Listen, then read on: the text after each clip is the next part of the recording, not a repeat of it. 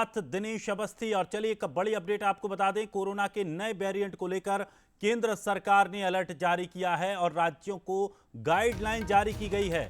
स्वास्थ्य मंत्रालय ने एक बड़ी बैठक बुलाई है। न्यू ईयर को ध्यान में रखते हुए अलर्ट जारी किया गया। कोरोना के नए वेरिएंट से अब चिंताएं बढ़ गई हैं, टेंशन बढ़ गई है।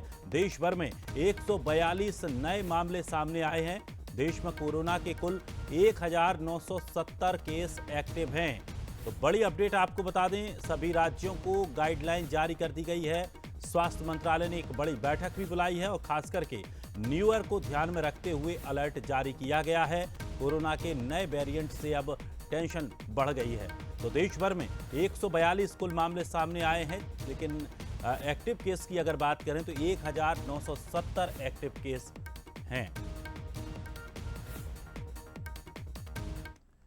तो वहीं इंदौर में एक हफ्ते में कोविड के 2 मरीज सामने आए। मालदीव घूमकर युवक जो आया था वो कोरोना पॉजिटिव निकला। कोरोना को लेकर स्वास्थ्य विभाग की चिंताएं बढ़ गई हैं। सर्दी खांसी के लक्षण मिलने पर टेस्ट किया गया था। तो पलासिया में एक ही परिवार के दोनों मरीज बताए जा रहे हैं, जो दोनों मालदीव से घूमकर आए हैं। होम आइसोलेट के बाद उन्हें डिस्चार्ज कर दिया गया और उनके सैंपल भोपाल भेज दिए गए हैं।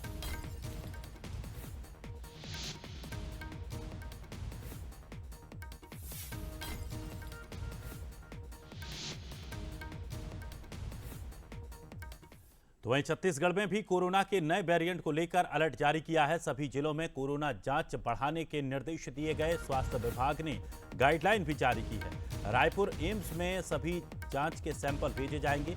कोरोना से बचने के लिए जन जागरण अभियान भी शुरू करने के आदेश दिए गए हैं। खास करके नए साल को ध्यान में रखते हुए सभी जिलों में अलर्ट जारी कर दिया है, क्योंकि नववर्ष पर कई जगहों पर स्थितियां ऐसी बन जाती हैं जहां भीड़ होती है, लोग सेलिब्रेट करते हैं। तो यहाँ पर भी सावधानी रखने की ज़रूरत है। तो अब जिस तरह से लगातार कोविड के मामले सामने आते जा रहे हैं, उसके बाद अब चिंताएं बढ़ गई हैं। स्वास्थ्य विभाग ने गाइडलाइन भी जारी कर दी है।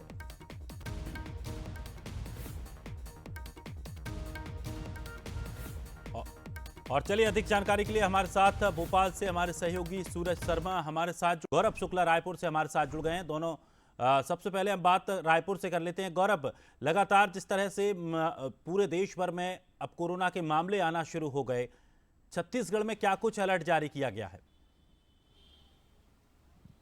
जी बिल्कुल, देखिए स्वास्थ्य एवं परिवार कल्याण विभाग के जो अपर मुख्य सचिव हैं उनके द्वारा सभी कलेक्टरों को निर्देश जारी किया गया और कहा गया है कि अब जिलों में जो है वो कोरोना जांच बढ़ाई जाए, क्योंकि जिस तरीके से केरल, यूपी और भारत के अन्य राज्यों में जो कोरोना के मरीज बढ़ रहे हैं उसे देखते हुए ये निर्देश जारी किया गया है। केंद्रीय स्वास्थ्य मंत्रालय द्वारा जो निर्देश जारी हुआ था उसके बाद छत्तीसगढ़ भी अलर्ट मोड पर है। क्यों यदि हम देखें तो नए साल और जो त्योहारी सीजन है उसके चलते भी जो विभाग है वो अलर्ट मोड पर है और लोगों में जन जागरूकता एक बार फिर से फैलाने के लिए जो है फिर से जन जागरूकता लाने और उन्हें एक बार फिर से कोरोना के सभी नियम का पालन करने के लिए भी गाइडलाइन जो है वो जारी की गई है, ताकि किसी भी तरीके से प्रदेश में जो है एक बार फिर से कोरोना अपना जो पैर है वो ना पसार सके। जिस तरीके से कोरोना ने पूरे देश में अपना हाहाकार मचाया था, उसे देखते हुए एक बार फिर इस तरीके से जो गाइडलाइन है वो जारी किए गए हैं। और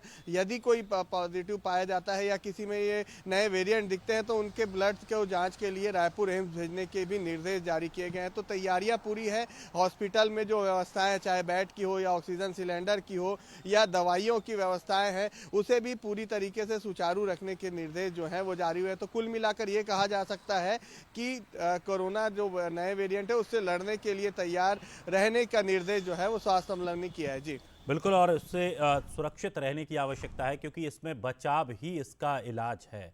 चलिए हमारे साथ सूरज भी जुड़े हुए हैं। सूरज, मध्य प्रदेश में 2 कोरोना के मामले भी सामने आ चुके हैं, जो कि बाहर घूमने गए हुए थे, लेकिन जब उनकी जांच की गई तो उन्हें कोरोना पॉजिटिव पाया गया।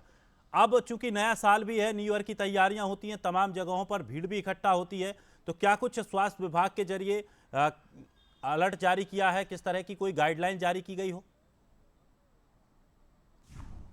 देखिए, बिल्कुल इस मामले को लेकर मुख्यमंत्री डॉक्टर मोहन यादव ने बैठक भी ली थी और साफ तौर पर जो केंद्र सरकार के अनुसार जो निर्देश मिले हैं वो राज्य सरकार लागू करेगी। खासतौर से कोविड को लेकर जो एप्रोप्रिएट बिहेवियर निर्देश थे वो जारी कर दिए गए हैं। साथ ही एहतियात बरतने के लिए अस्पतालों में तमाम जो सुविधाएं उसको उपलब्ध होनी चाहिए, उसको लेकर भी दिशा निर्देश जारी किए हैं। खासतौर से जो एनटीपीसीआर जो एंटीजन टेस्ट होते हैं उसको संख्या बढ़ाने को लेकर कहा गया। साथ ही अस्पतालों में बिस्तरों की संख्या की स्थिति क्या है, आईसीयू की वार्ड की स्थिति क्या है, वो तमाम जो जानकारी है वो भी मांगी गई। इसके साथ ही ये दिशा निर्देश भी जारी किए गए हैं, चूंकि नया साल आने वाला है और दिसंबर के महीने में कई त्यौहार होते हैं, चाहे वो क्रिसमस का हो, 31 का हो या नए साल के स्वागत को लेकर कई आयोजन भी किए जाते हैं। तो ऐसे आयोजनों पर भी ध्यान रखना है ताकि कोविड एप्रोप्रिएट बिहेवियर का पालन करना है ताकि संक्रमण को बढ़ने से बचा सके। हालांकि अभी मध्य प्रदेश में सिर्फ 2 ही जो मामले हैं वो नए वेरिएंट जेएन सब वेरिएंट के हैं, इसलिए बहुत ज़्यादा अभी पैनिक होने की जरूरत नहीं है, लेकिन सावधानी बरतना बहुत आवश्यक है। और यही कारण है कि मध्य प्रदेश सरकार ने भी दिशा निर्देश जारी किए हैं कि कोविड